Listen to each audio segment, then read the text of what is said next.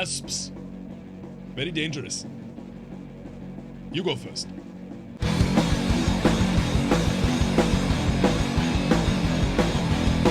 What's up, throttlers? Aristotle Full Throttle here with 11 face-melting facts about Raiders of the Lost Ark.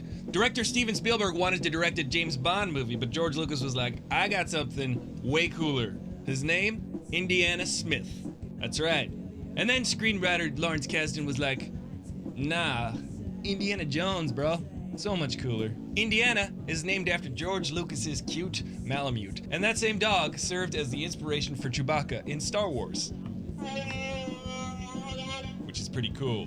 But his cat, South Dakota Williams, has yet to get a spin-off named after her. George Lucas likes to rename things. In fact, he renamed Raiders of the Lost Ark Indiana Jones and the Raiders of the Lost Ark for consistency, I guess. I wonder if he's gonna rename Kingdom of the Crystal Skull I'm sick and tired of these monkey fighting snakes on this Monday to Friday plane. When they edit Snakes on a Plane for television, Samuel L. Jackson's famous line, you know what it is, it's overdubbed to this. I have had it with these monkey fighting snakes on this Monday to Friday plane. That's the greatest overdub ever. Oh, and Samuel L. Jackson was in a movie called Amos and Andrew with Nicolas Cage.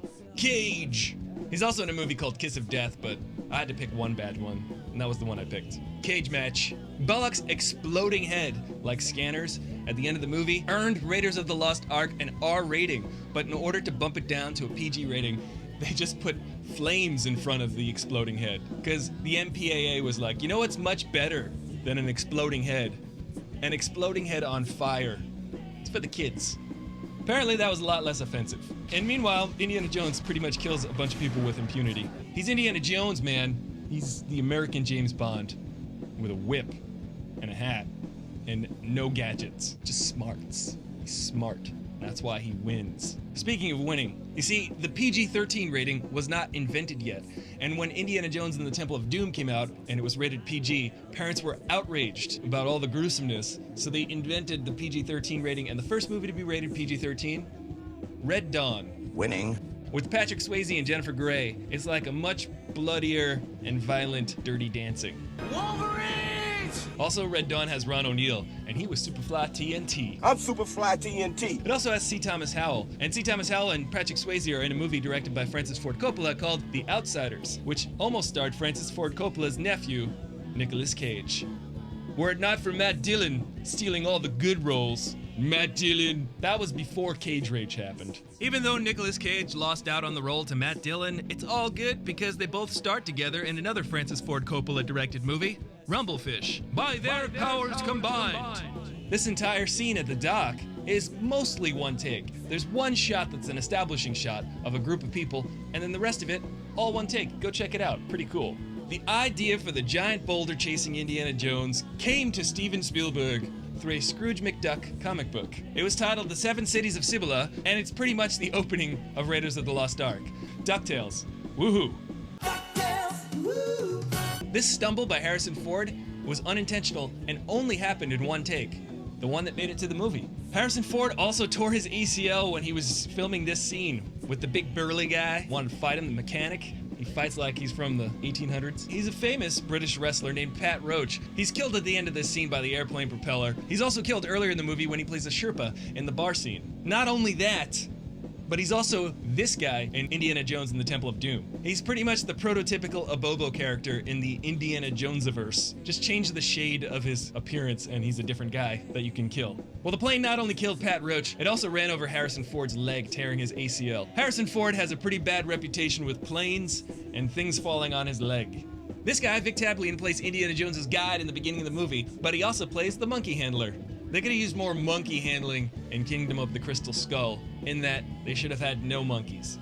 They should have had someone take all the monkeys away. I'm talking to you, Shia LaBeouf, swinging from the vines in Kingdom of the Crystal Skull. I mean, come on. Also, British-born actor Ron Lacey, who plays this Nazi jackass toad. He also plays Heinrich Himmler in Indiana Jones and the Last Crusade. Check it out. It's real quick, real subtle. But he's there. That's him. He loves being a Nazi. And this dude? He plays Porkins in Star Wars. Porkins. That's a terrible name. That's a little too on the nose.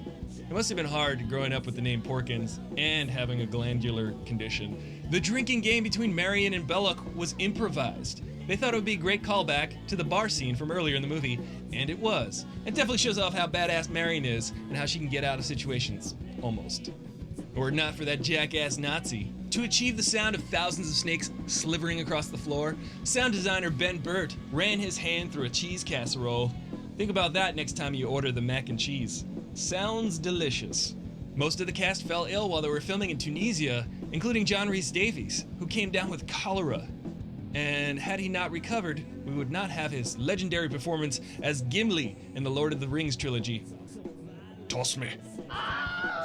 And check it out, the medallion in the bar scene doesn't have any markings on it, but later in the movie, it magically does. Well, there you have it, 11 fun facts about Raiders of the Lost Ark. I want to thank you all for leaving such awesome comments. It's really fun interacting with you guys. I'm sure I didn't list every single fact about Raiders of the Lost Ark, so leave your favorite fact in the comments below. And remember to like this video, share it with your friends, and you just might get a giveaway. And these Nazis got their faces melted off because they didn't remember their historic literature. Did you guys ever go to Sunday school?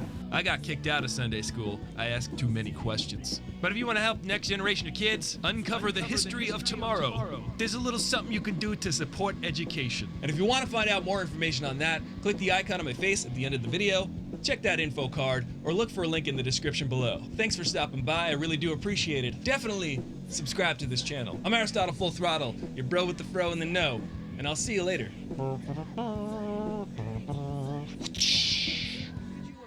If David Lynch directed Return of the Jedi, the movie would have a whole lot more coffee, and the Ewoks would probably walk and talk backwards while snapping their fingers.